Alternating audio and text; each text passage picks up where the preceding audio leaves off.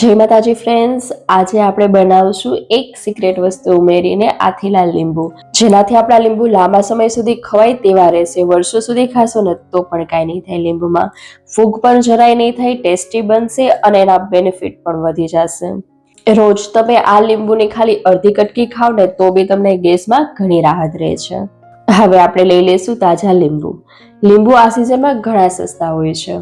આ રીતના આપણે પીળા લીંબુ લેવાના છે, તાજા લીંબુ. જે છાલ થોડી નરમ હોય ને એ લઈએ તો વધારે સારું, પણ જો જાડી છાલવાળા બી લીંબુ હોય ને તો ખાલી એને ગળતા 5-10 દિવસ વધારે લાગે, પણ એ ખાવામાં તો પણ ટેસ્ટી જ લાગે છે. હવે આપણે આમાં કાપા કરી લઈશું. ભરેલા રીંગણનું શાક બનાવવા માટે રીંગણમાં જે રીતે આપણે કાપા કરીએ છીએ એ રીતે કાપા કરશું.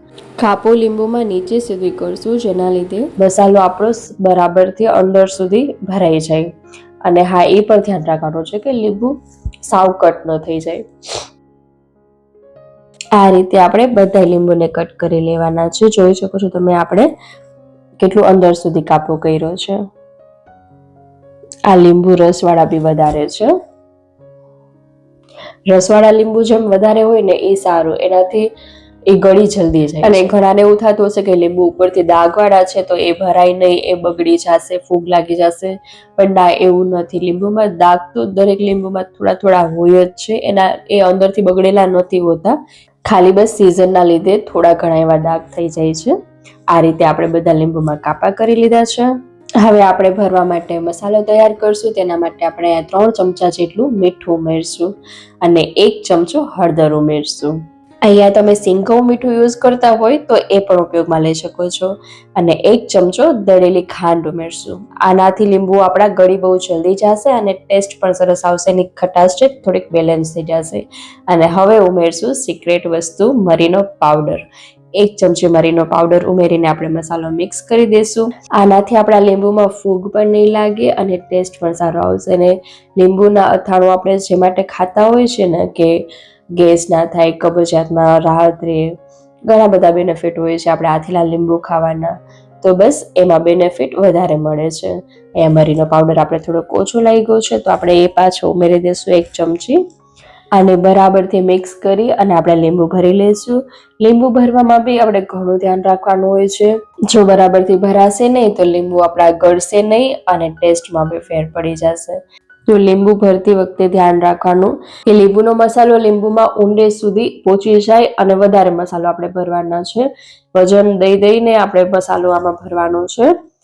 પ્રોપર મસાલો ભરશું ને તો જ આપણા લીંબુ સરસ લાંબા સમય સુધી ટકી રહેશે, નહીતર પછી ફૂગ લાગી જશે. એટલે લીંબુમાં જરા પણ કે જગ્યા ન રહેવી જોઈએ, અંદર બરાબરથી મસાલો લાગી જવો જોઈએ.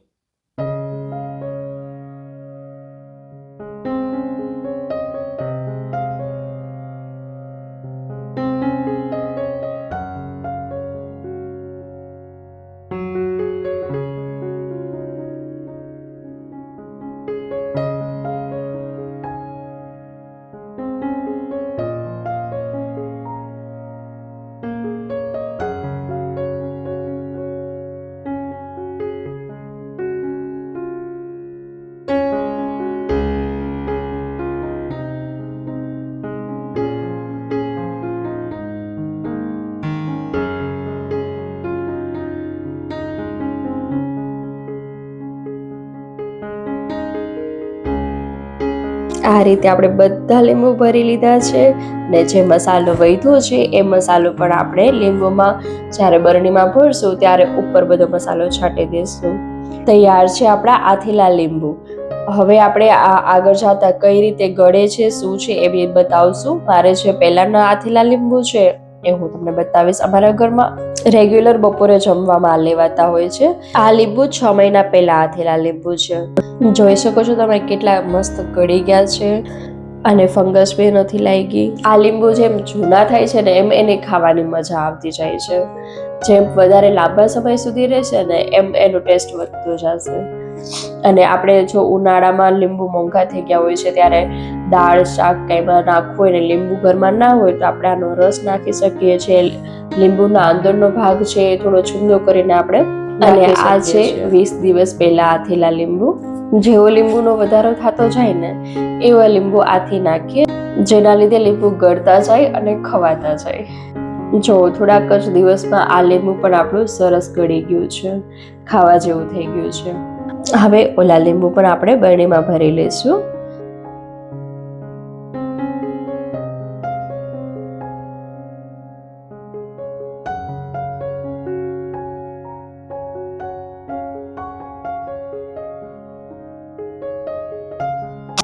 મસાલો વધ્યો છે એ પણ આપણે બરણીમાં ઉપર બધો છાંટી દઈશું.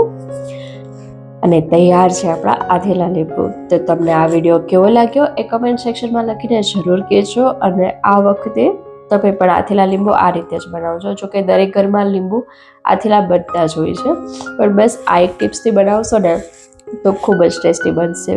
અને કેવો લાગ્યો આ વિડીયો કમેન્ટ સેક્શનમાં લખીને જરૂર કહેજો. આગળ મળશું નવા વિડીયોમાં નવી રેસીપી સાથે. ત્યાં સુધી આવજો, બાય બાય.